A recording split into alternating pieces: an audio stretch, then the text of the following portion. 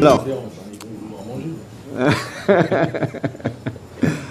alors, on continue. Donc ça, c'était le Dvar Malchut de cette semaine, Parashat Ki Tetseh. Maintenant, il m'est arrivé quelque chose à cette période-là. Maintenant, la période où on est, en 5769, et ça s'est répercuté sur de nombreuses familles. C'est une introduction, cette histoire, à ce que je vais dire ensuite. Et on va terminer après, puisque le Rav Korda est là. C'est une histoire qui m'est arrivée à Ascent. Je ne sais pas si je t'ai raconté à Ascent ce qui nous est arrivé. On était invités là-bas pour donner des conférences en 5769, c'est-à-dire en 2009, en Elul. Et c'était la veille de l'année 5770 quand même. Donc c'était, pour nous, vraiment, on était sûr que Mashiach c'est là, tout est là, ça y est. 5770, c'est énorme.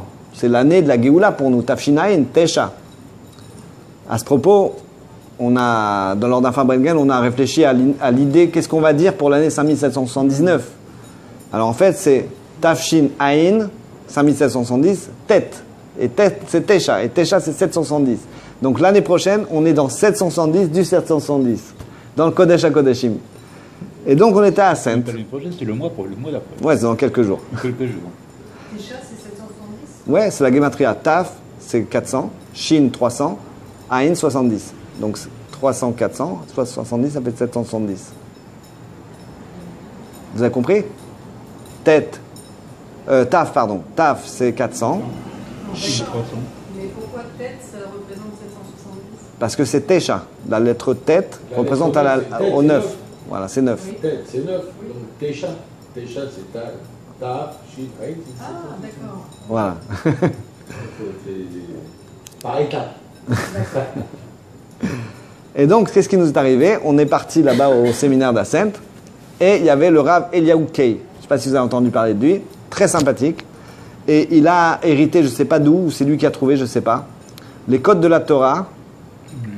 Non, ça existe déjà, les codes de la Torah. Mais lui, il l'a trouvé dans un logiciel qui n'a plus qu'à taper le nom, le prénom et la date de naissance de la personne. Et elle va directement, quelques psukim, et elle va analyser la situation de la personne. Donc il nous a expliqué comment ça marchait, puisqu'on devait nous-mêmes faire les codes de la Torah aux gens qui arrivaient. Puisqu'on était avec un groupe de Français. Donc nous, on était censés leur faire les codes de la Torah. Maintenant, c'est un truc merveilleux. Vraiment, la personne, elle voit tout de suite sa personnalité, l'endroit où elle est née, etc. Enfin, plein de choses qui la concernent, et dans sa vie, etc. Dans sa santé, c'est la folie. Et donc, on a commencé à recevoir les gens. Moi, au début, je faisais les codes, je sortais une page. Bon, j'essayais d'interpréter comme il nous avait expliqué. Donc, les gens étaient déjà à la base très impressionnés. Mais après, moi, j'avais pris sur moi de faire quand même Migrot Kodesh, pour plus de sécurité. Il y a une fille qui est rentrée là-bas, c'est une sorte de bibliothèque comme ça, il y a des ordinateurs, et il y a Eliaouké qui nous aide ou pas, et nous, on reçoit les gens. Donc, elle rentre, cette jeune fille, s'appelle Rivka.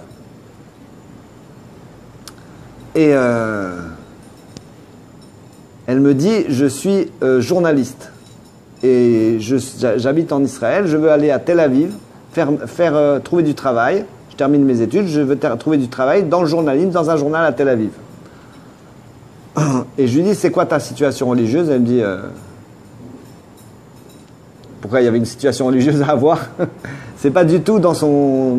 Le principal, c'était sa carrière. Elle voulait être journaliste à Tel Aviv. Je dis, bon, d'accord. Je dis, voilà ta situation, le passouk, je lui explique un petit peu comme ça, et après, je lui fais Igrot Kodesh. Donc, comme on a dit, avec les 3 points, je rentre la lettre dans Igrot Kodesh, le rabbi répond, vous êtes dans le journalisme et vous allez travailler au Jérusalem Post, ou quelque chose comme ça, un mot, un journal, quoi, vous allez travailler à Jérusalem. Et vous allez, non, il a dit, d'abord vous allez au séminaire, et après là, vous irez travailler dans le journalisme, à Jérusalem. Non, il n'a pas parlé de Jérusalem Post, mais il a parlé à Jérusalem. Alors je lui explique, je travaillais au Jérusalem Post, donc je lui dis, écoutez, vous n'avez qu'à aller travailler au Jérusalem Post, puis c'est à Jérusalem, posez votre candidature. Elle me dit, j'avais pas pensé, pourquoi pas? Et le séminaire, je lui dis, il faudrait que par la suite, vous pensiez le matin à aller étudier, ou selon vos emplois du temps, à aller étudier la moitié de la journée. Très bien. Elle sort. Maintenant, il y a un couple qui rentre. Ils rentrent ensemble. Bon. Alors, le garçon, il me parle, il me dit, voilà, on est venu parce que nous intéresse la Kabbalah, etc., mais on n'est pas religieux. Et je lui dis, vous êtes marié? Il me dit, non, on est juste comme ça en contact, pas marié. Bon. J'ouvre le Grotte Kodesh, Mazal Tov pour le mariage. Enfin bon, des réponses, ils étaient confondus. La religion, rentrer dans la religion, les enfants, il faut les éduquer dans la religion. Ok, donc ces deux cas, on les met de côté. Maintenant, ces personnes, je les perds de vue, j'oublie complètement l'histoire. Plus aucun rapport. En 3 ans après, ou 4 ans après, 4 ans après, je vais à Der Bethlehem, là-bas où tu habitais, Pinat Rivka. Tu vois où c'est? Voilà, il y a le restaurant Rendez-vous. D'accord? Le patron, j'ai sympathisé avec lui, il s'appelle Yaakov, très très gentil, un ami. Et on a des discussions magnifiques sur la Torah, sur la Kabbalah et beaucoup de choses.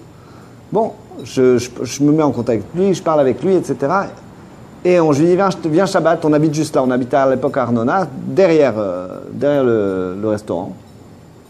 Et en effet, il vient Shabbat à la maison, ou un soir, je me souviens plus si on devenait un cours ou quoi, il vient avec sa femme. Qui c'est sa femme? Rivka. Rivka, c'est sa femme. Je suis épaté, on est si avec ma femme, on dit, tête couverte, ils ont déjà des enfants.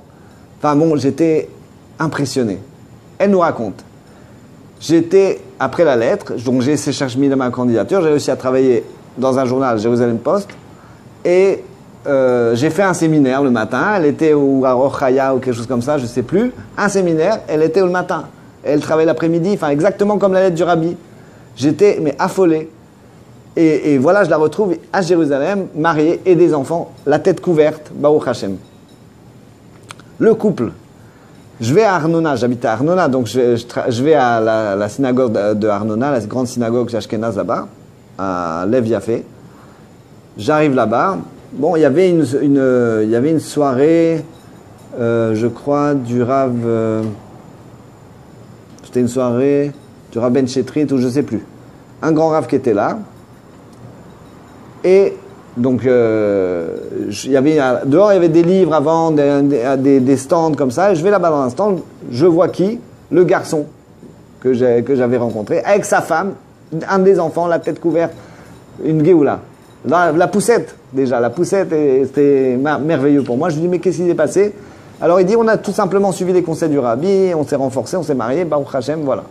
Donc ça, c'est encore des exemples de Higot Kodesh, il y en a tous les jours, comme je vous racontais ce matin ce qui m'est arrivé. Enfin bon, c'est des choses qui transcendent la nature, mais complètement. Maintenant, on arrive à la fin de la conférence de nous, du Beth Mashiach francophone de Jérusalem, du journal Vive le Roi Mashiach. Alors, ouais, c'était un peu de pub, c'est une page de pub. Maintenant, ce que nous demande le Rabbi, à partir de Chaïloul, le Rav Achter lui l'a dit déjà, Rav Korda va en parler, c'est que faire le bilan de l'année. Le bilan de l'année, moi, ça ne me concerne pas tellement parce que ça va déjà être traité le sujet, mais il faut savoir que le Rabbi, il ne considère pas le bilan comme quelque chose qui peut être négatif. C'est-à-dire, on a 2 colonnes dans un bilan, en général, minimum. Il y a les bénéfices et les pertes, ou les frais. Là, les 2 sont positifs, en fait, chez le Rabbi. 1, il y a les bonnes actions qu'on a faites toute l'année.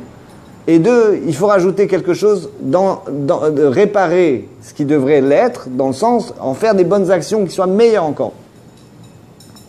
Donc c'est un bilan, à la base, il est positif. Et un bilan, c'est commercial. Donc, nous, ce qu'on doit faire, c'est devenir Osek Batora, comme le dit le Tanya, Avodat Tzedaka, et non pas Maaseh Tzedaka. Ça, c'est le Tanya d'aujourd'hui. La différence entre Maaseh, c'est qu'on fait quelque chose d'habituel. C'est vrai qu'on fait descendre une lumière incroyable et qu'on est protégé et on est dans le shalom. Mais la Avoda, c'est quand on fait Esek. On fait de cette mitzvah. On se dépasse, on fait une affaire personnelle. Une affaire. C'est-à-dire, quand un businessman il a un magasin, il sort à 19h, il a terminé. Il sort, il va voir s'il n'y a pas un client quand même. On ne sait jamais. On ne sait jamais, il peut y avoir un client dehors qui attend. Voilà, donc ça c'est le côté business du bilan, c'est de devenir le côté positif et business de l'homme d'affaires de la Torah, c'est-à-dire qu'il va s'investir corps et âme dans cette Torah pour avoir des bénéfices. Des bénéfices, c'est quitter Tselem Milchama, Veshavita Shivio, et tu prendras un bénéfice, tu prendras quelque chose à élever, quelque chose que tu as laissé quelque part, que tu as oublié quelque part, et qui en fait était une action qui montait, il faut la développer. Maintenant, ça le dernier point, c'est dans Pirkei Avot, c'est le cours qu'on a donné ce Shabbat aux femmes, c'est que c'est marqué Moshe Kibel Torah Misinaï, dans le premier Perek, Umasra Leishua, Veishua Leskenim, Veskenim la Nevim, Venevim la Anshe Knesset Agdola, Ve'amoru Shlosham Dvarim. Ils ont dit 3 choses. D'accord? Qu'est-ce qu'on dit les sages les 120 sages de Knesset Agdola par Shimon HaTzadik, et il dit comme ça. 1. Asiu Siag la Torah. 2. Emidu Talmidi Marbe. Enfin, Asiu Siag, c'est le troisième. Le premier, c'est... je vois quand je suis soutenu et écouté. Voilà, c'est un blanc, il faudrait un sidour. Tiens, un sidour avec le Pirkei Avot. Chazak. Bon, on cherche pour moi. Le premier, c'est... Le deuxième, c'est... non, c'est à la fin. Alors, associé à la Torah, mais Midou Talmid Marbe. Donc, le premier, c'est... Voilà, là. Bon, on a tous lu Shabbat. Tu coupes là? Non, arrête. T'as un sidour? Attends, dans mon... Ah voilà, très bien. Ah bah super alors. Le tchant en plus. Wow. Voilà. En plus, je tombe pile dessus. Hein. Ashgacha pratique. Pirkei Avot, je vous le montre quand même. Pirkei Avot, hein. Premier chapitre. J'aurais pu tomber sur le deuxième ou quoi que ce soit. Voilà. Et vous, Metunim Badin.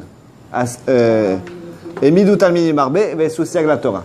Alors, c'est quoi le commentaire d'aujourd'hui selon le Dvar Malchut et la Chassidut? Le Dvar Malchut, c'est pas juste une sikha, c'est une façon de penser, c'est un Der Chaim, c'est vraiment la situation d'aujourd'hui. Alors, et vous, Metunim Badim, ça veut dire quoi? C'est qu'il s'adresse à qui? À nous ou pas à nous? Est-ce que le Pirkei Avot s'adresse à nous ou pas? Oui, vous dites oui. Alors, et vous Metunim Badin, ça veut dire quoi? Ça veut dire soyez... non, laisse tomber ces termes-là. Soyez patient dans le jugement. C'est-à-dire, prenez votre temps dans le jugement. C'est-à-dire qu'ils nous considèrent comme des rabbanim. Tout de suite. Il faut savoir qu'aujourd'hui, les séminaires que Rav Kordaï fait et moi-même, c'est que des séminaires pour former des gens à être rabbanim. C'est-à-dire, on ne parle pas moins de ça. On est des Eve Metunim Badin. C'est-à-dire, on prend son temps pour donner une halakha. Par exemple, on peut vous donner, par exemple, les kladim de halakha. Qu'est-ce que c'est qu'un rav? C'est quelqu'un qui sait où chercher la halakha. Dans quel livre chercher la halakha. Donc, il y a une façon de recherche, il y a une façon de connaître les livres, et il y a des tables des matières, ou ne pas utiliser la table des matières, ça dépend des livres. Il y a toute une formation à avoir là-dedans. Après, quand vous avez une personne qui se rapproche de la Torah et qui veut savoir des halakhot, on ne doit pas lui dire, oui, voilà, la halakha, elle est comme ça. On ne doit pas dire ça. On doit dire, c'est une très bonne question, je te rappelle. Pourquoi? Parce qu'on va chercher nous-mêmes dans le livre. On n'a pas le droit de donner la halakha si on ne va pas chercher dans le livre ou si on ne va pas à proximité du livre. C'est évident. Donc ça, c'est être un rav. Donc c'est facile aujourd'hui d'arriver à être un stade supérieur de ce qu'on est, de homme simple à rav, tout simplement. C'est-à-dire de montrer déjà un exemple personnel, mais en plus de savoir comment chercher. Et vous, prenez votre temps pour donner la halakha. Jamais répondre sur un coup de tête, même si vous la connaissez. Il peut y avoir des détails dans cette halakha qui vous demande, que vous n'avez pas fait attention. Une nuance. Après, on dit... Metunim, c'est ça qui est marqué? Ouais, Metunim, ça veut dire prendre... Ça peut être aussi autre chose, ça peut être aussi ne pas être pédant sur le vide qu'on se fait sur soi-même, sur son pnimi, ça veut dire... C'est pas seulement au niveau de la porte. Moi, j'aurais plus pensé... Oui, mais pour avoir un din par rapport à vous, vous devez le connaître. Le din. Je suis d'accord avec voilà. ça, bien sûr, c'est ce que je dis. Mais en fait, aujourd'hui, on parle plus du pnimi. Enfin, je veux dire qu'aujourd'hui, tout à fait. C'est davantage de... Exactement. Mais ça n'empêche pas que vous pouvez être en contact avec des gens qui ne savent pas la halakha. Et leur tendre la main pour être en fait leur rav, leur mashpia, quelqu'un qui va les aider et leur donner une adracha, des cours, une voie dans la Torah. On va passer au troisième directement, parce que le deuxième, il demande un peu d'explication. Ve'asu siag la Torah, c'est exactement le même sujet, c'est-à-dire étudier la halacha dans le Shulchan Aruch et pas dans la Torah. Parce que la Torah ne donne pas la halacha. La Torah, ve'asu ve'ayu les totavot benenecha, c'est les tfilin. On pourrait penser que c'est un Sefer Torah, peut-être faire un petit Sefer Torah comme ça, le mettre entre nos yeux comme ça. Hein? Qu'est-ce que vous en pensez? Ça peut être une idée. On peut être créatif, on peut les faire orange, on peut les faire jaune. Qu'est-ce que vous en pensez? Hein? Si on faisait de la loi n'importe comment. Non? Il y a une loi orale qui a été donnée par les rabbanim, par Rabbi Yehuda Nassi, par Ravashi, Ravina, Mar Bar Ravashi. Tous ces gens-là se sont éclatés la tête, si on peut dire, enfin, vraiment secouer le cerveau, pour nous donner à nous la possibilité de savoir que la forme de la lettre Aleph, c'est Aleph. La forme de la lettre Aleph, c'est Aleph. C'est pas évident, c'est une histoire de Rabbi Akiva. C'est que Rabbi, un converti, quelqu'un qui voulait plutôt se rigoler de lui, il lui a dit que la Torah orale, c'était pas vrai. Il a dessiné un Aleph, il a dit c'est quelle lettre? Il a dit c'est Aleph. Il a dit non, c'est bête. Il dit mais non, c'est un Aleph. D'où tu sais? Parce que c'est marqué dans la loi orale. Comment on fait des tefilines? Carré, avec 4 compartiments pour la tête, 1 compartiment pour le bras, avec des lanières noires. Tout ça, c'est marqué dans la loi orale. Donc cette richesse-là, c'est Asu Siag la Torah. C'est les rabbanim qui ont fait des barrières autour, par exemple, des ilchot de Shabbat. Par exemple, est-ce qu'on a le droit d'allumer un briquet Shabbat? Oui ou non? Oui. On a le droit d'allumer un briquet Shabbat. Est-ce qu'on a le droit? Électronique. Hein, on n'a pas le droit. D'accord. Maintenant, est-ce qu'on a le droit de prendre ce briquet? Non, c'est Ah, le Mouktsé. d'où ça sort le Mouktsé? D'où elles viennent les halachot de Mouktsé? Elles viennent des rabbanim de la Gemara. Bah oui. Donc voilà, Oral. voilà, c'est encore la loi orale. Donc ça, c'est les siags de la Torah. C'est-à-dire les barrières qu'on fait autour des lois. Voilà, donc il faut les connaître et il faut les transmettre. Maintenant, et Asu Talmidim Arbe, c'est la transmission 1. Et 2, je vous raconte ce qui s'est passé au Kinous où il y avait de Rav Zimroni. C'était, je crois que Yutet Kislev cette année. Il a pris la parole et il a dit voilà. Il y avait le roi, à l'époque du roi Hiskiaou, c'était un roi tzaddik, c'est un descendant de David Améler, qui avait éduqué tout son peuple à étudier la Torah. Les petits-enfants connaissaient toute la Torah par cœur. C'était incroyable. Toute la ville de Jérusalem, c'était... Et malheureusement, il y a eu des empereurs étrangers qui ont voulu se mêler. Pourquoi Jérusalem, c'est une ville imprenable? Qui c'est qui a dit qu'elle est imprenable? Sancheriv, il a dit. Sancheriv, il a dit elle est imprenable? Moi, je vais la prendre. Il a amené là-bas... attendez, je vais vous dire, il faut que je calcule. Hein? 12 000, Hein? 12 000. Attends, non, je vais te dire combien exactement. Heureusement, le téléphone aujourd'hui. Ouais.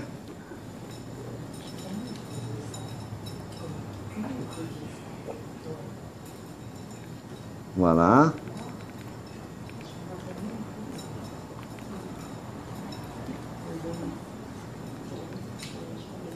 Il a amené, si je m'abuse, 1850 cavaliers, c'est marqué. C'est marqué qu'il a amené 1850 cavaliers. C'est peut-être ce chiffre-là ou c'est pas loin. Bon, c'est marqué dans le Tanakh. De toute façon, il n'y a qu'à regarder dans l'histoire de Sancheriv. Combien de cavaliers il a amené? C'est marqué ou 18 500 cavaliers, quelque chose comme ça. Je me souviens plus exactement le chiffre. Bon. Ouais, non, mais il a amené une bonne quantité de cavaliers. Maintenant, ces cavaliers-là, les commentateurs disent non, c'est pas qu'il y avait 18 500 cavaliers, c'est c'était des têtes de légion. Chaque cavalier qu'il a amené, c'était une tête de légion, c'était un capitaine. Donc il avait sous ses ordres 2000 cavaliers. Donc le calcul total, en fait, ça veut dire qu'il avait 370 millions de soldats autour de Jérusalem. 370 millions de soldats autour de Jérusalem. Quand il a vu ça, quand il est arrivé à Jérusalem, on décrit comment la campagne a été incroyable. Les chevaux, ils buvaient toute l'eau, il n'y avait plus d'eau dans les lacs, enfin c'était une folie. Et il arrive devant Jérusalem. Il dit, mais ce village, j'aurais envoyé une légion, on terminait avec ce village-là, c'est ça Jérusalem? C'est ça l'imprenable, la cité imprenable, la forteresse? C'est ça? Mais j'aurais envoyé une petite légion, ils auraient terminé avec ça. Maintenant, ce qu'ils ne savaient pas, c'est que il a prié Chiskaou quand il a vu ça. Hachem il lui a dit tu peux aller dormir par les prophètes. Il a été parti dormir. Il y a des anges qui sont venus. C'était fini.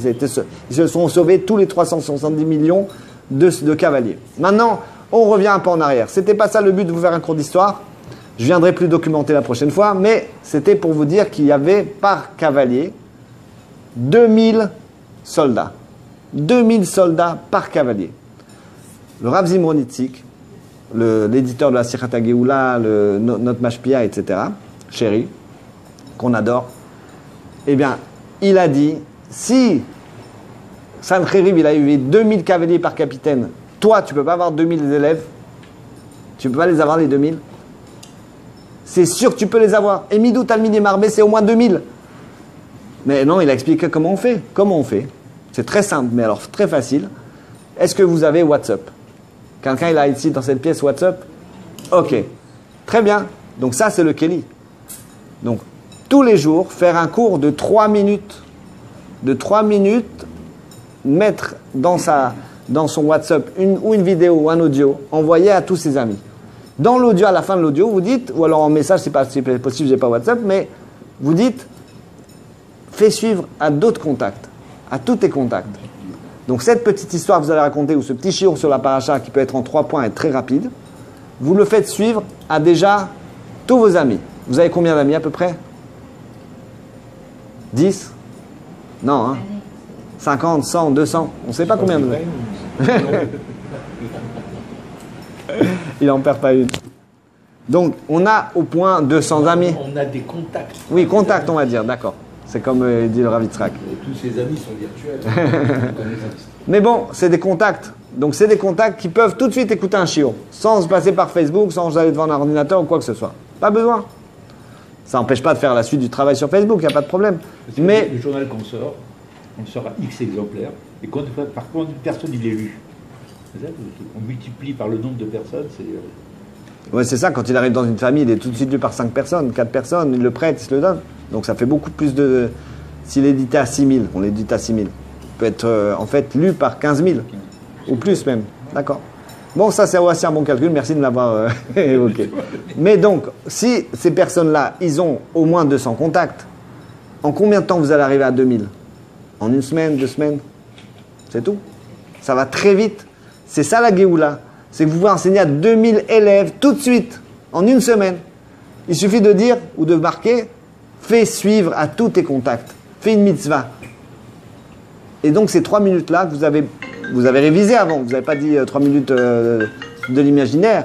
Vous avez révisé une sikha, ou on vous a raconté une histoire, ou vous avez vécu une histoire du Rabbi en live dans les grottes Kodesh, quelque chose d'incroyable, comme il m'est arrivé aujourd'hui. C'est quelque chose que je vais certainement raconter dans un WhatsApp chez ma femme. Je vais lui demander qu'elle me l'envoie, parce que c'est extraordinaire. C'est pas extraordinaire cette histoire avec la soldate, incroyable. Combien de chances ça avait d'arriver en plus sur moi? J'étais dehors, j'attendais comme ça, elle me montre, elle me montre mon élève qui est dans son lit, quoi, qui n'est pas venu à l'Ejiva du fait. Mais pourquoi? Parce qu'il a envoyé quelqu'un, etc. Donc voilà, maintenant, j'ai terminé avec mon speech. 2000 élèves, c'est faisable, c'est possible et c'est du concret. Ça, vous pouvez l'écrire dans les grottes Kodesh, demander avec ça une bracha au Rabbi, c'est une arme lourde. Yehi Adonenu Moral Vabenu Melech HaMashiach L'Olam Vaed. Comment je fais avec טוב, לחיים חיים לברכה, כדיור מניז, כדי ברכות לגאולה האמיתית והשלמה, תכף ומיד ממש. Voilà, je viens de dire un petit mot après tout ce qu'a dit le Rav Bakouche et le Rav Pachter, voilà, qui sont bien connus tous les deux, parce que ce sont deux piliers de la diffusion de la Chassidoute, du travail qui nous amène vers Mashiach Tzidkenu. L'Echaim Chaim Levracha. Puisque, en introduction, on a parlé de whisky. On a parlé de whisky, des différences de whisky, etc. Ce qui différencie, par exemple, le bourbon, c'est que c'est un mélange de whisky en Amérique, c'est fait en Amérique essentiellement. Et puis, ce sont des tonneaux nouveaux. Comme ce sont des tonneaux neufs, on a moins de problèmes par rapport au fait qu'il puisse y avoir des tonneaux qui ont servi pour le vin également. Donc c'est pour ça que le bourbon il est plus facilement cachère qu'un autre whisky. Voilà. Maintenant, il faut savoir une autre chose, puisqu'on rapporte ça, c'est qu'à la base, le whisky, c'est de l'eau de vie qui est blanche. Quand elle est distillée, elle est blanche. Elle n'a pas une autre couleur. Donc le whisky, la couleur qu'on lui voit là... C'est un mélange. Non, c'est pas un mélange. C'est la couleur que le tonneau lui donne. C'est le tonneau qui va donner la couleur au whisky. C'est pour ça que certains veulent prendre des tonneaux, il y a eu déjà du vin dedans pour que la couleur soit plus marquée, etc. Donc là, on a une couleur forte et pourtant, a priori, c'est un tonneau neuf. Et pour nous, c'est un enseignement. C'est-à-dire, dans l'histoire du whisky, c'est arrivé par hasard. Il y avait toujours, depuis pas mal de temps, donc il y a une machloquette des Tanaïm pour savoir si le whisky a commencé en Irlande ou... ou en Écosse. En Irlande ou en Écosse. En fait, quand on se renseigne sur le... C'est pour un roman que j'ai cherché sur le whisky. Et finalement, alors, bon, on ne sait pas trop définir tellement, mais des deux endroits, c'est sorti plus ou moins en même temps. Mais quoi qu'il en soit, à la base, c'est que de l'eau de vie régionale. Mais quand il a fallu la transporter, ils l'ont mis dans des tonneaux. Et à l'arrivée, elle avait été teintée. Et la couleur était belle. Alors, ils ont commencé à installer le whisky dans des tonneaux qui ont donné la couleur. Et aujourd'hui, plus personne ne pense à boire un whisky qui n'a pas cette couleur. Pourquoi ? Parce que la couleur, c'est aussi le goût. La Torah aussi, on l'appelle l'eau de vie. Exactement, exactement. La Torah, c'est l'eau de vie. Voilà. Tout ça, c'est une introduction pour nous dire que nous, on a notre Neshama qui est blanche. Elle vient dans ce monde, elle est distillée. Mais en elle-même, elle est blanche. Elle est distillée par tout le passage dans les mondes divins. Et quand elle s'habille dans le corps uniquement, elle prend une couleur. Auparavant, elle n'a pas de couleur. C'est-à-dire, d'un certain point de vue, elle n'a pas de personnalité. La couleur blanche, transparente, qui est la couleur de l'eau, c'est une couleur neutre. C'est-à-dire qu'il n'y a pas de définition. De la même manière, l'Admour Emsaï nous dit, par rapport à Rosh Hashanah, il faut savoir, il faut se préparer pendant les jours de Elul en se confrontant à l'idée qu'il n'y a pas de définition de jugement par rapport à chacun d'entre nous au moment de Rosh Hashanah. Dieu ne va pas nous juger selon des dynimes qu'il va lui-même enfanter, selon des mesures de rigueur qu'il possède lui-même. Il ne va nous juger, c'est du bon français, je sais pas, d'être négation, il ne nous juge que par rapport à nos propres mesures de rigueur. C'est-à-dire que par rapport à l'aspect de la rigueur que l'on a envers nous-mêmes et envers les autres.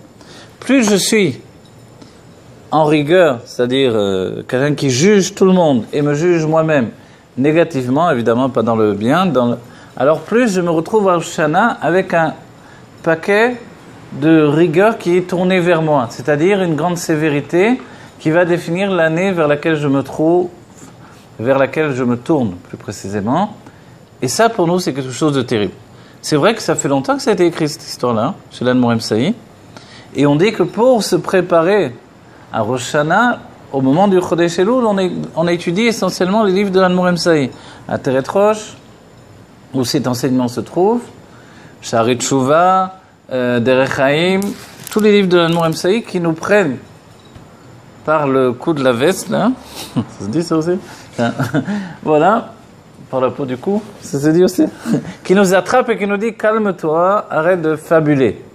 Malheureusement, on fabule beaucoup dans notre judaïsme au quotidien, parce qu'il y a une grande part de vision dans le judaïsme qui vient des midrashim, qui vient d'autres aspects, d'autres éclairages. Et puis avec le temps, c'est installé dans un judaïsme traditionnel, même dans le monde orthodoxe, qui fait que, confronté au Chodesh Elul, dans le mois de Elul, on se confronte à une idée de rigueur du Dieu terrible et du Dieu, on dira presque vengeur, etc., etc., etc. Il est temps, par le biais et par l'éclairage de la Chassidut, de nous dire stop, on arrête cette diffusion du judaïsme qui fait peur, qui nous fait peur à nous-mêmes. Et quand on entend le shofar, la tchouva, c'est une élévation dans le bien vers Dieu. Et la crainte que l'on désire, c'est la crainte la plus élevée qui s'appelle Irat Aromemut.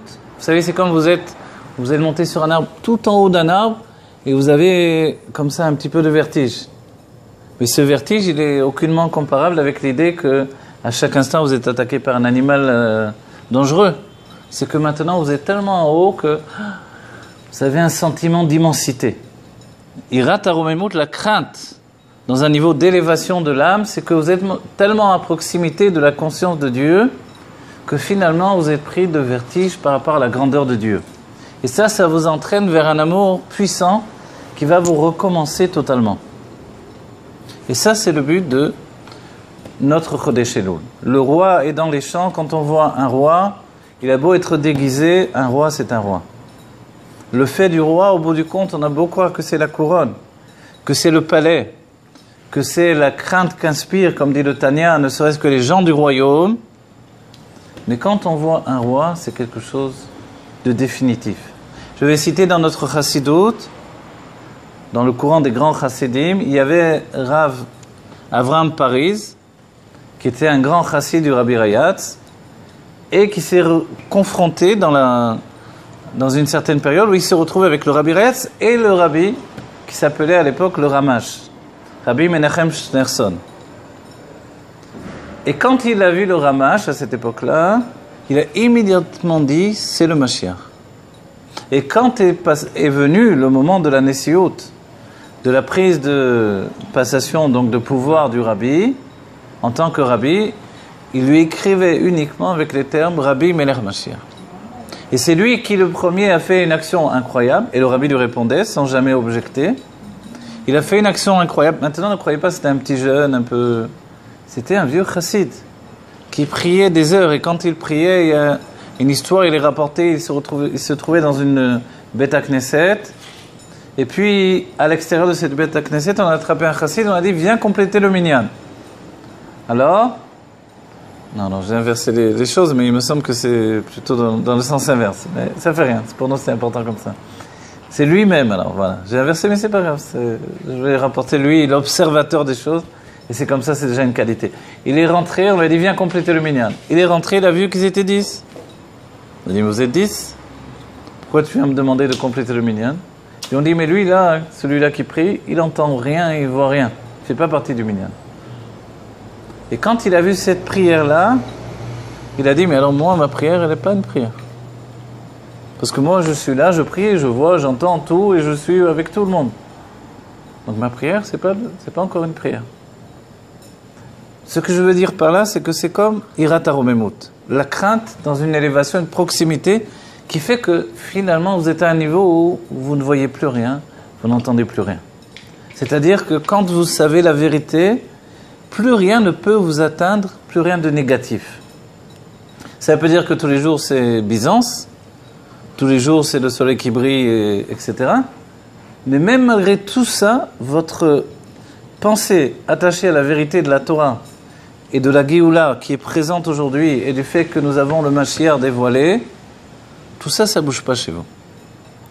C'est pas parce qu'il pleut, il vente que j'ai baissé dans mon avodat Hashem, dans mon service de Dieu. Je dois tous les jours faire mon Chitat Rambam, par exemple.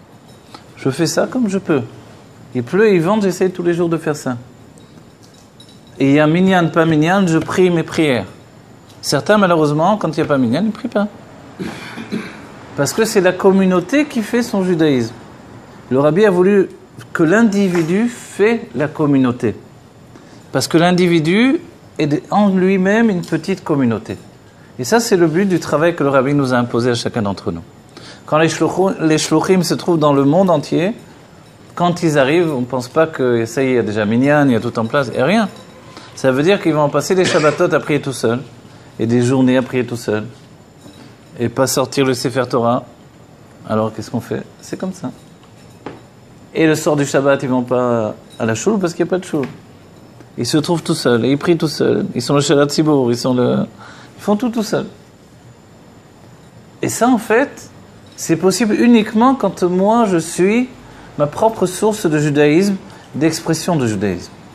Et ça s'appelle s'attacher à l'essence de son être. Et c'est pour ça que le Rabbi nous a donné une force particulière. Et que la définition de tzaddik qui nous est attachée aujourd'hui, c'est pas juste pour nous donner, allez, vas-y, tiens, tzaddik, kol hakavod, bravo, pour nous encourager, et c'est bien en lui-même, puisque le Rabbi a dit que dans notre génération, il faut essentiellement encourager, mais en réalité, c'est parce que dans cette vision des choses-là, je suis dans le tzedek. Le Baal Shem Tov a dit, il y a un juif qui tient la Beth Knesset. Ce juif-là, il arrive à la Beth Knesset, il y a minyan, il prie avec le minyan. Il n'y a pas minyan, il prie tout seul. Mais il vient, il fait sa prière à la Beth Knesset. Dans la même définition, un chalaire qui se trouve dans un endroit, ou même qui, pour une raison ou une autre, ne peut pas aller à la Beth Knesset, il est lui-même sa Beth Knesset. Il tient sur lui son avodat Hashem sans aucune faiblesse, jour après jour, nuit après nuit, à chaque moment. Il y a des intensités plus hautes, plus élevées, mais la base, elle ne bouge pas. Et ça, c'est ce que le Rabbi désire pour chacun d'entre nous. Et pour nous illustrer cette chose-là, le Rabbi nous dit, on a vu comment le Rabbi Rayatz en prison, quand il a été frappé, quand il a été menacé. Vous connaissez l'histoire où le Rabbi Rayatz, il suit un geôlier qui était quelqu'un de terrible, qui frappait, qui, justement, pour le terroriser, lui rapportait comment il frappait les détenus, etc., etc. Le Rabbi Rayatz, au lieu d'être impressionné, il se dit, pendant qu'il parle, et puisqu'il me tourne le dos, je vais avoir le temps de mettre mes tefilines et de dire le Shema Israël. Alors, l'autre il continue à parler, il raconte comment il frappe, etc. Ça lui fait un grand plaisir. Le Rabbi Rayatz marche derrière lui. Il y avait, donc tout ça c'est, on va dire, dans le cœur du KGB, il y avait un escalier en colimaçon, en fer. Il commence à monter l'escalier. Le Rabbi Rayatz, pendant ce temps, il a mis les tefilines. Et puis, il fait le Shema Israël. L'autre se retourne, voit le Rabbi Rayatz avec les tefilines en train de dire le Shema Israël. Il a frappé le Rabbi Rayatz qui est tombé de tout l'escalier. Et quand il arrive en bas, le Rabbi Rayatz, la boucle de sa ceinture lui est rentrée dans le ventre. Et il a le sang qui commence à couler très très fort. Et l'autre voit ça et dit, bon, je ne sais pas si j'ai la permission de faire ça. Alors il dit, je vais chercher un médecin. Qu'est-ce que fait le Rabbi Rayatz? Il se dit, le temps qu'il revienne, j'ai le temps de faire ma Hamida. Vous comprenez? On va dire, c'était quoi le Messirut Nefesh de Rabbi Rayatz en prison? C'est de tenir son judaïsme. Et pour nous, c'est la même chose quand on va à la plage pendant le Chodesh Elul, parce qu'on a les enfants, et qu'il faut aller à la plage, et qu'il faut faire ci, et qu'il faut faire ça, et qu'on se retrouve à la maison enfermé avec les enfants, on ne peut pas prier, on peut... Allez savoir les situations que chacun d'entre nous on a. Voilà. Voilà. En fait, qu'est-ce que c'est la finalité de tout? C'est que, est-ce que je tiens mon travail, mon avodat Hashem? Et c'est comme ça que Dieu nous voit comme des Juifs intègres. Et c'est l'intention du Rabbi Rachab quand il a fondé Tomchet Mimim. Il a dit très clairement, je ne fais pas une yeshiva pour faire des Talmidei Chamim, je fais une yeshiva pour qu'il y ait des Juifs qui possèdent la crainte de Dieu. Donc une yeshiva pour nous donner la crainte de Dieu, c'est l'essentiel. La crainte de Dieu, c'est ça. Ça ne veut pas dire je suis terrorisé, Dieu va me frapper encore, comme certains le pensent, puisque quand j'enseignais dans une yeshiva à Breslev, ils étaient terrorisés par Dieu, ils étaient pas passés par un courant de, je sais pas, de Roser Betchouva, un kit Roser Betchouva rapide, donc il leur fait leur faire très très peur. Voilà. Et en fait, d'après la Chassidoute, la crainte du Onesh, on utilise beaucoup cet outil-là, le fouet, la crainte de la punition, selon la Chassidoute, c'est vraiment méprisable. Pourquoi? Parce que c'est tellement petit, tellement mesquin, qu'on ne peut pas continuer à aimer quelqu'un de cette manière-là. Est-ce que je peux aimer mon père uniquement parce que je le crains? Ça va un moment, mais toute ma vie, je vais l'aimer uniquement parce que je le crains? Que je le craigne, c'est une autre chose, mais la crainte, elle devient de l'amour. Elle se mélange avec l'amour, elle se vivifie, elle s'élève, elle se magnifie. Donc elle ne peut plus avoir cet aspect-là. Et ça, en fait, pour nous, c'est très important. On est passé par des étapes de notre judaïsme depuis l'enfance vers l'adolescence, et aujourd'hui, on est à la porte de l'âge adulte, qui est la Géoula Amitid Vashlema, où on va voir notre cerveau qui va travailler non plus seulement, comme nous dit le Rabbi avec le Aleph, on va commencer à utiliser le Aleph Bet. Vous voyez, la lettre Bet également. Et ensuite, on va continuer, Gimel, etc. C'est-à-dire que le cerveau, comme bien plus qu'un ordinateur, a besoin de lettres, lesquelles mêmes lettres, vous vous rappelez, le Aleph, c'est Ulpan, on est dans un Ulpan. Le Ulpan, quand on vient de France, c'est juste un endroit où on apprend l'hébreu. Le véritable hébreu, c'est la Shon HaKodesh qui nous donne d'être un créateur. Quelqu'un qui peut créer tout ce qui existe. Quand on rapporte sur nous, on tourne la caméra vers nous-mêmes, on nous dit, mais tout existe en toi. C'est justement parce que tout existe en moi que je peux tout créer. Donc la nouvelle année, à nous de la créer. Si nous voulons la Géoula, on doit se créer une année de Géoula. Et pour ça, il faut déjà se voir comme un homme riche, comme un homme en bonne santé, comme un homme plein de bracha de Dieu et qui vit comme un roi, et plus qu'un roi, comme il est dit, le roi des rois. Vous vous rappelez l'idée qui est évoquée dans le Der Mitzvotecha, par exemple. Pourquoi on vient dans ce monde, puisqu'a priori on chute? Dès qu'on vient dans ce monde, on commence à chuter.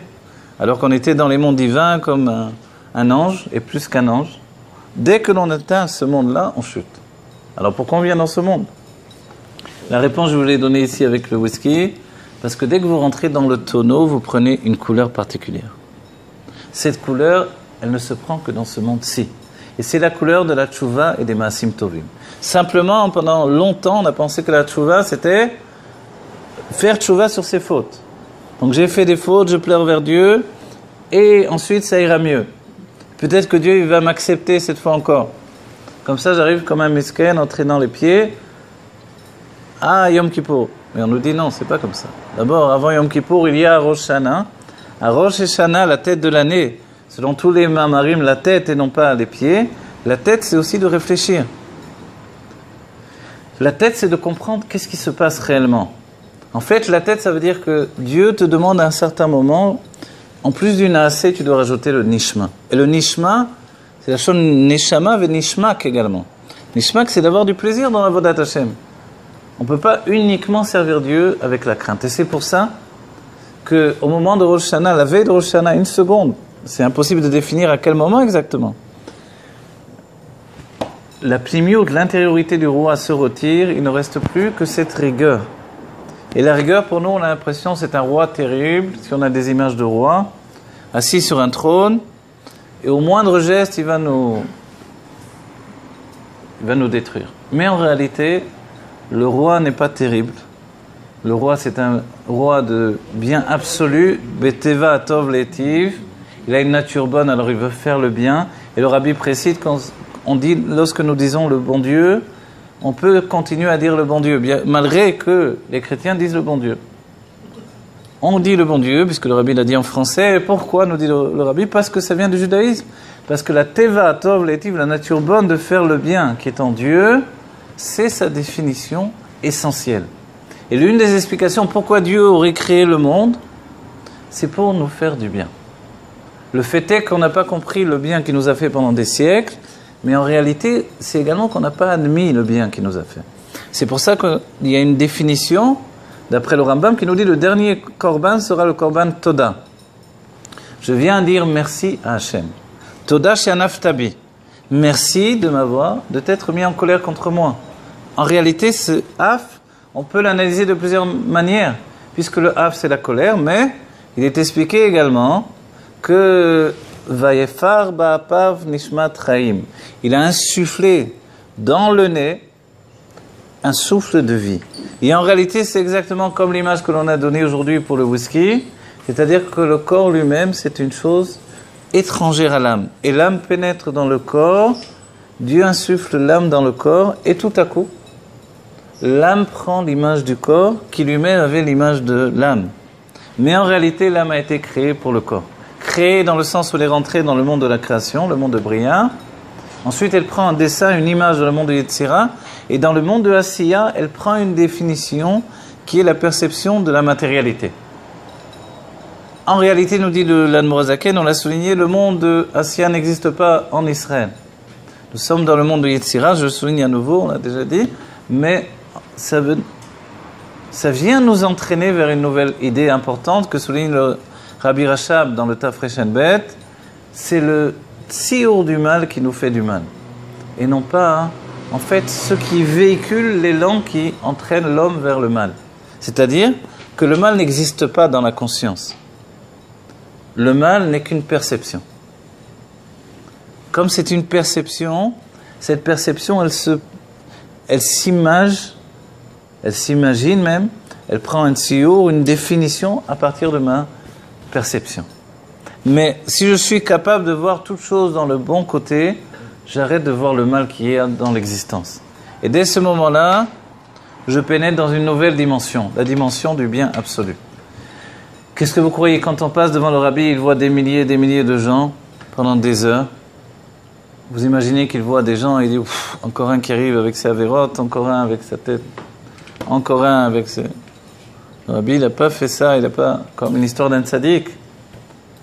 Le rabbi de Bels, qui à une certaine époque, c'était l'époque où le rabbi se trouvait, je ne sais plus si c'était à Paris ou à Berlin, quoi qu'il en soit.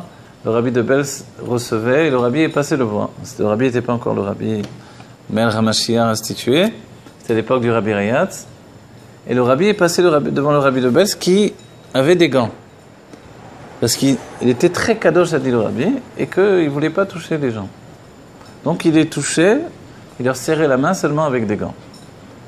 Et quand est passé le rabbi devant lui, qui lui a serré la main également, avec des gants, le rabbi est passé, comme on l'aura vu chez nous, puisque le minag de passer devant un admo, c'est un minag de Chassidut de Pologne. C'est le rabbi Rayatz qui a fait cette chose-là la première fois, quand il est revenu de Russie, quand il s'est sauvé, il est arrivé d'abord en Pologne. Alors, tout le monde l'a reçu là-bas, et on a expliqué au rabbi Rayatz, tous ces gens ont prié pour vous, ils veulent maintenant passer devant vous. Il a dit, c'est pas le minag Chabad. Notre minag, c'est la Yechidut, je ne pourrais pas recevoir tous ces gens. Alors il a institué ce nouveau minag, que nous connaissons bien maintenant, de passer devant le rabbi. Si vous allez à Tzant, ici, le Shabbat ou les fêtes, vous verrez qu'à la fin de la prière, il passe devant le rabbi. Pour moi, ça m'a fait bizarre de voir ça, de voir les gens passer devant le Hadmour, comme ça. Parce que dans ma tête, c'est uniquement devant le rabbi que l'on passe comme ça. Mais en vérité, je me suis dit, mais c'est leur minag à eux. Tu ne vas pas leur enlever leur minag parce qu'on a pris sur nous. Voilà. Donc en fait, cette notion-là, de passer devant le rabbi, c'est une notion de passer devant l'essence de Dieu et d'être happé dans l'essence de Dieu. Pourquoi on passe a priori? On passe en fait pour être transformé. Quand le rabbi est passé devant le Hadmour de... On a dit de quoi? De Bels, qui était, on dit, très kadosh. Alors, et d'abord, il a fait comme le rabbi, il a laissé passer, il lui a serré la main comme tout le monde. Et puis tout à coup, il s'est arrêté. Il ne voyait pas très bien. Il a demandé qui est-ce qui est passé là. Rappelez-le tout de suite. Il a enlevé ses gants, il a pris les mains comme ça avec ça. Et tout le monde s'est intéressé de savoir, mais qui c'est? Parce que le rabbi était extrêmement incognito. Et après, on a dit, voilà.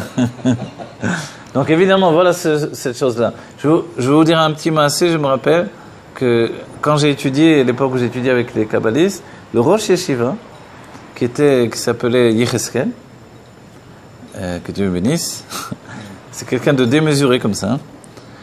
C'était un homme d'affaires, enfin un Israélien qui est parti, je ne sais plus, au Texas, il a acheté des chevaux, un ranch, etc. Après il a fait tchouva, grâce à Dieu il est revenu, il est devenu Rosh Yeshiva. Ok, d'un kollel de Rosh Yeshiva en fait, c'est ce qui est extraordinaire, de Kabbalah. Ok, tout ça c'est Dieu qui a fait tout ça. Mais quoi qu'il en soit, il m'a raconté, parce qu'on peut se dire, oui, il a le mérite de faire une chose comme ça, c'est du jamais vu. Il m'a raconté qu'il est passé devant le rabbi. Et quand il est passé devant le rabbi, il m'a dit, il a attrapé le rabbi, il l'a embrassé. C'est pas vrai. Ouais. Je crois qu'il n'y a personne qui a fait ça. Et maintenant, les secrétaires, évidemment, ils ont sauté dessus. Et il a dit, alors il s'est dit, j'ai fait quelque chose de très mal. Et le rabbi rigolait d'un immense sourire. Mais je crois que c'est l'un des seuls qui a attrapé le rabbi qui l'a embrassé sur la joue.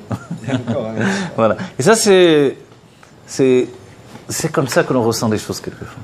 Et c'est vrai qu'il y a tout le sujet, on regarde le rabbi, on ne s'approche pas, on ne lui prend pas la main, etc., etc.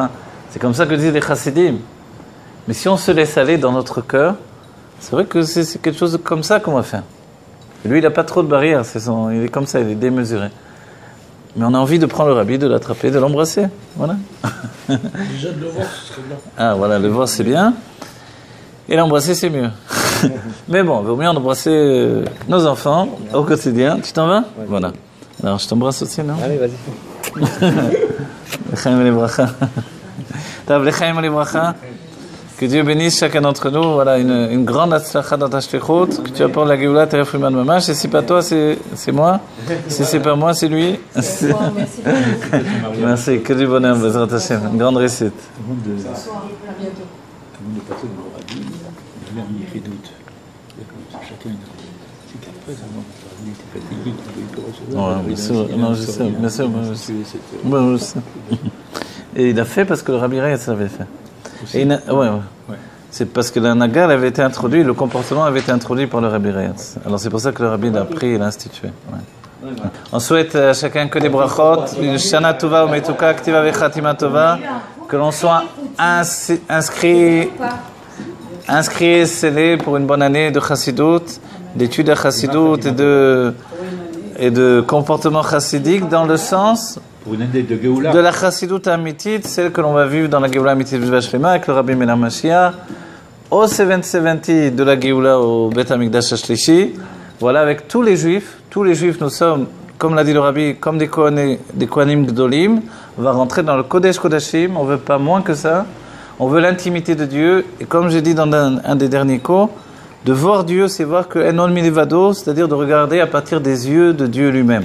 Et de voir que nous sommes en lui, et à partir de ça, de comprendre les deux parties de la décision divine. Que nous existions pour être en Dieu également. Comment t'expliques que sur tous les raves qui existent, Oui. il n'y a que le Rabbi Melbavitch qui est sur le côté. Ah, voilà. Ça s'explique. Ouais, je l'ai vu. Voilà. Mais voilà. Bien sûr, je le capte direct. Voilà, voilà, l'explication elle est là. Quand, voilà, quel est le rave qui a été, on va dire, affiché dans le monde entier avec écrit Mashiach dans toutes les langues? Rabbi, voilà. Donc évidemment, C'est Roche Ben voilà. Israël. On a parlé de tête, pas plusieurs têtes. Un corps, il va avoir plusieurs Exactement, c'est tout l'enseignement. têtes. Voilà. Le corps, c'est le Ham Israël. Le gouffre, c'est le Ham Israël. Et la tête, c'est Rabbi. Voilà. Les chaim et les bracha, n'oubliez pas ceux qui ont mangé les maisonnotes ou quoi de faire bracha achona, que du bonheur, qu'on se retrouve dans la Géoula, que du bonheur et peut-être